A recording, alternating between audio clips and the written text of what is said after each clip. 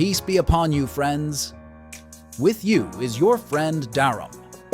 I ask you to support the channel by subscribing, liking, and posting motivating comments and an enjoyable viewing experience for you. I later learned to control my alertness more and became able to steal an hour or less of deep sleep, especially in Ramadan, as my aura stabilizes greatly during the holy month. That was the summary of my life, a boring and beautiful routine at the same time. But what happened about 2 weeks after we went to Mutamashek changed that path a little, as I received a call on my mobile phone from a strange number one morning before heading to work, so I thought it was a wrong call because no one knows my number except those close to me, and they are very limited.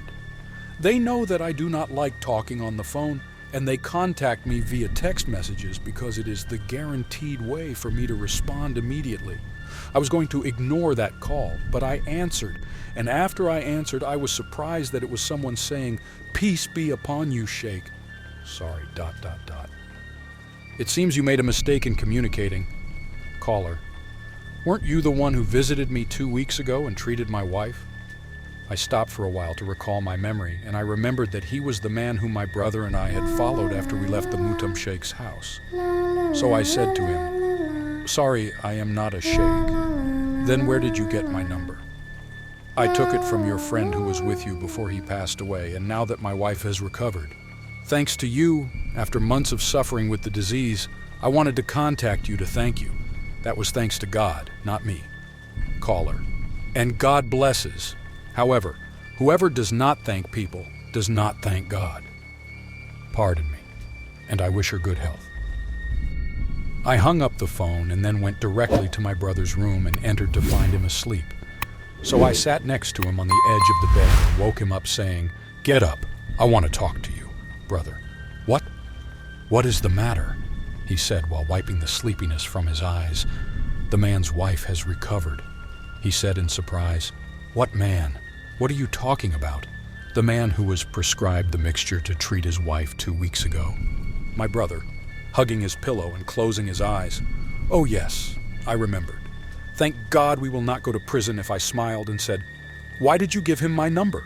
My brother opens his eyes while his head is still on the pillow. "Are you angry because I gave him your phone number?" "I was forced to do so because he said that he recorded my car's license plate number and that he would inform the police if something bad happened to his wife after taking your prescription if I did not give him the number."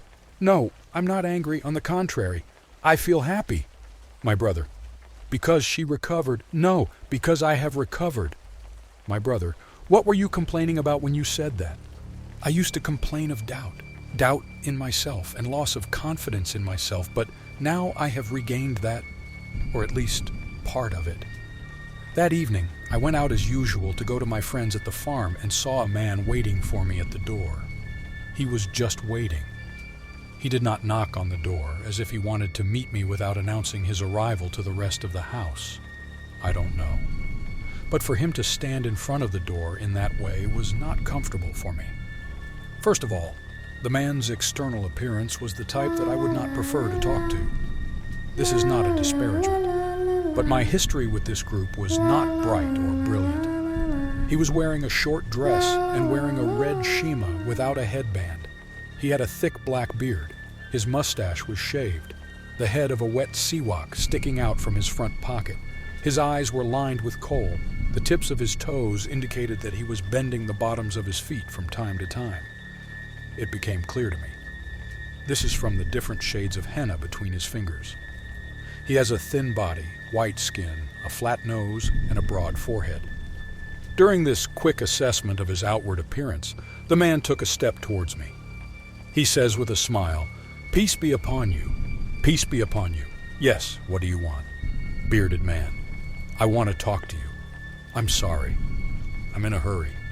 I said it as I was about to get into my car. The bearded man, "Can I ride with you then and talk about it? The road to reach your destination." "Who are you?" The bearded man, "Someone who wants to talk to you about nothing more. You are talking to me now." The bearded man, "No. I mean in a place where we can talk comfortably." It is not in my nature to agree to such a strange request, especially from someone who apparently was not one of the people I prefer to talk to. But I agreed, and he actually got into the car with me, and I headed to the farm. I expected the man to get straight to the point and start talking to me as soon as he closed the door, but he took out his toothpick and began rubbing his teeth with the head of his brush, staring silently in front of him. Half the way had passed, and we passed 2 traffic lights. We stopped at them for enough minutes for him to speak, but he remained silent and did not speak. I wasn't going to go along with his open psychological games, and I wasn't either. I will speak first. A short distance before we arrived at the farm, the man finally spoke and said, without looking at the mixture that I described to Abdel Aziz's wife, "Where did you get it?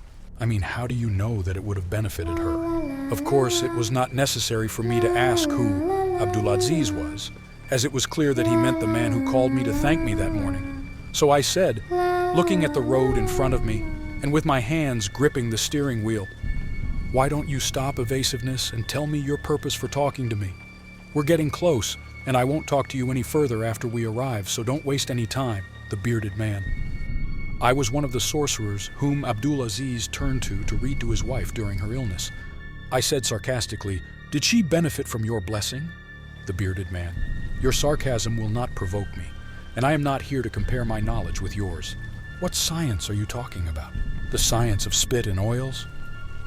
The bearded man: "No, I do not sell oils, and I do not ask for payment in exchange for helping people.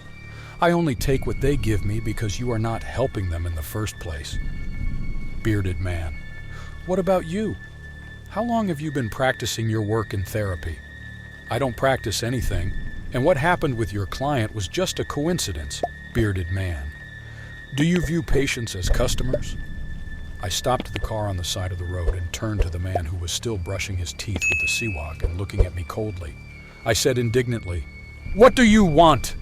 The bearded man: "I want to benefit the Muslims and earn the reward for helping them only and nothing else. What do I care about your noble endeavor?" I said it sarcastically. The bearded man: "I want you to be with me in this endeavor. I want you to share the reward with me," I said, laughing. "No thanks," the bearded man. "Well, I will be honest with you. Now I can listen to you seriously. Here you go." The bearded man: "It is not shameful to be a healer like a doctor or comfort patients with pain, even if you receive compensation for that. Not at all. But it is also shameful and forbidden to be a fraud and trade in the name of religion and sell illusions to them." The bearded man: "You are not selling illusions, and I want to buy the truth from you." "I'm talking about you, you scammer, and I don't sell anything to anyone." The bearded man: "Whatever the amount offered, listen. I'm grateful for your honesty and implicit admission that you're a fraud, but don't think that money will be a reason for me to deceive and defraud people like you." The bearded man: "If your treatments are beneficial, where is the deception in that?" I began to feel annoyed and bored by that conversation, for there is nothing worse than talking to an immature person, except talking to a swindler without a conscience. So I said to him with a frown in an attempt to end the discussion, "Thank you for your tempting offer, but I do not intend to pursue this profession. Not for money or for anything else. I will not turn to anything. The one I fought all my life, no matter what." He said coldly, "I have an incurable condition that I have been reading about for several months. A boy was suddenly paralyzed, and the doctors confirmed that he is healthy and does not suffer from any physical ailment. Didn't you hear what I just told you?" The man continued to ignore my words and said, "His father is a very rich man, and no matter how much I try to improve him, he does not improve. The problem is not with what you read, but with the reader. You are an exploitative person, and your first and last goal is money, so your reading is of no use." The bearded man: "I know, so I need you to treat this young man. We can split the amount between us." I was astonished by that man's lowliness, and at the same time I felt a strange desire to delve further into the investigations of his sick mind, so I said, "Okay, I will agree on one condition.